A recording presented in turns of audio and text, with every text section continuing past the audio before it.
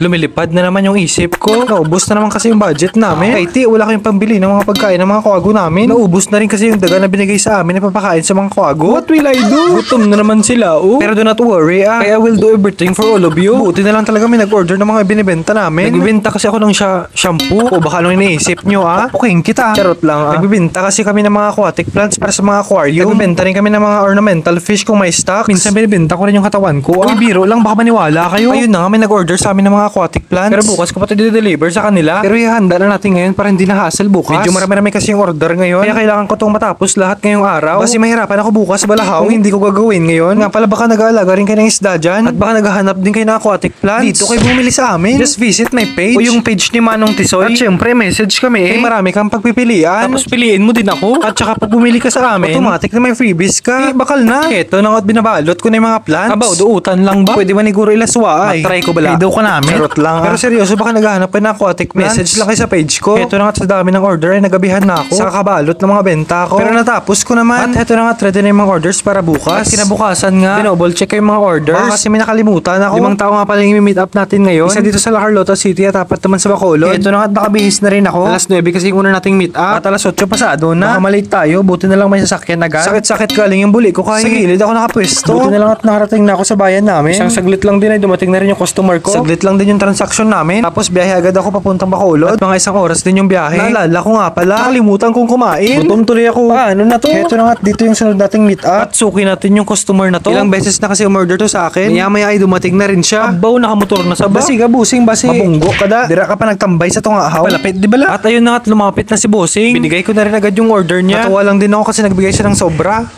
Ano? Oo, sana all. Thank you. Salamat ulit, Boss Jeff. Pagkatapos niyan ay nagdiretso na ako sa next meeting place namin ng isa kong customer. Nga pala, bagong customer nga pala ito. Bumaba na rin ako ng jet. At sakto ay dumating na rin siya. Kaya nilapitan ko siya agad. 500 siya. Ikaw ang vlogger? Ang umurugman, sir. Nakakatuwa lang at nakilala niya raw ako. Napapanood niya rin daw kasi mga videos ko. May nakarecognize sa atin. Abaw, feeling ko artista na ako ba? Salamat liwat, Boss Louie. Thank you. Pagkatapos niya, sumakay na naman tayo. Tapos baba ulit. Ay, nahilo na ako sa kakabiyahe. Tapos nakalimutan pang kumain. Daw, matumba na ako sa gutom. Maya-maya din na dumating na rin yung isa kong customer. Hindi ko na lang mapakita yung mukha niya, baka magalit siya. Ibinigay ko na rin agad yung order niya para matapos na to. Kaya gutom-gutom na gid ko wala. Kaya dumiretso na ako ng Downtown Plaza. Doon kasi yung last ko na meet up. At sa wakas ay last na. Buti na lang talaga at maaga tayong matatapos nito. At eto na nga, andito na ako sa plaza ng Bacolod. Kanami isang plaza nila, no? Ganito yung plaza ng City of Smile. City of Smile ko, no? Nga kagina. Namangkot lang ko kung saan dito pwede magpaload. Sabi niya sa paludan, sabay simangot ng mukha niya. Sinabi ko na City of Smile ka, nakasimangot ka. Sagot niya, kay taga-Cadiz ko yan. Ay boys, amo na galing mga taga-Cadiz yan. Ay ambot na lang Buti na lang at tumating na yung last ko na customer. Hindi na ka ba, sir? Hindi na ka ba? Hindi mag-insira na. Ganda ko na. May kinkantoan mo ako.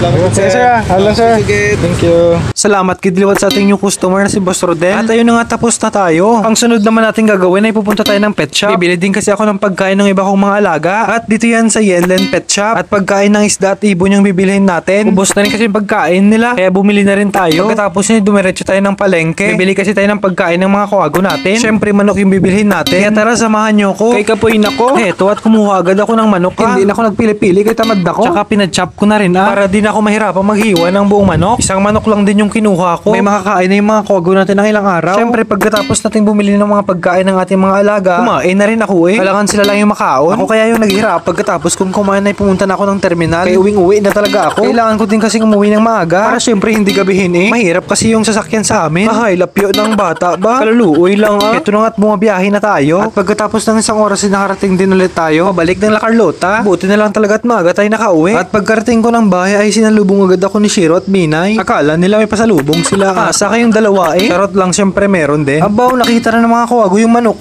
Sigurado gutom na sila yan. Kaya papakainin na natin sila. At eto na nga, i-chop na ulit natin yung manok. At sa pag-chop ko ay lumapit na naman si Chin. Gutom na din siguro siya Pero wow, excited Wait lang bala, makakatikim ka rin nito. Masyado kong excited Sa sobrang excitement niya, siya na yung kumuha ng pagkain niya. Dalok ka Chin Mukha talagang gutom na Ayan at papakainin kita ng husto. O yan, ubusin mo. Kaya mo yan Kaya pa. Hindi mo pala kaya Pagkatapos si Chin ay lumapit na rin si Su. At mukhang mas gutom gutom na gutom to ah. Siya pa naman yung madalas gutumin. At siya din yung pinakamatakaw. Mabuti na para tumaba ka ng lalo. Sige, kain lang ng kain. Ba, kung sarap-sarap ng pagkain niya. Nakamanok sila tapos kami gulay lang. Okay ka nami ah. Pero sige lang ah, mabusog lang kayo ay happy na kami. Ay, very good lagi talaga si Su. Busog ng busog siya ba? Pagkatapos ni Su ay lumapit na rin si Chan. Ay, ano yung pinakamaarte oh. Apakapabebe pa. Pagkatapos siya makuha yung pagkain, umalis na siya agad. Ayaw magpa-video oh. Te, solve na silang tatlo ah. At salamat ulit sa mga naging customer ko ngayon. Buti na lang talaga at bumili kayo. At may budget na naman tayo sa pagkain ng ating mga kawago. At salamat din sa pagsama sa aking video ngayon. Lalong-lalo na sa mga walang sawang sumusuporta at sumusubaybay sa amin. Sana huwag nyo kaming iwanan kasi takot na ako maiwan ulit. Te, damugid ng salamat sa inyo ha. Kita-kita ulit tayo sa next video. Hanggang sa muli mga kaibigan. Paalam!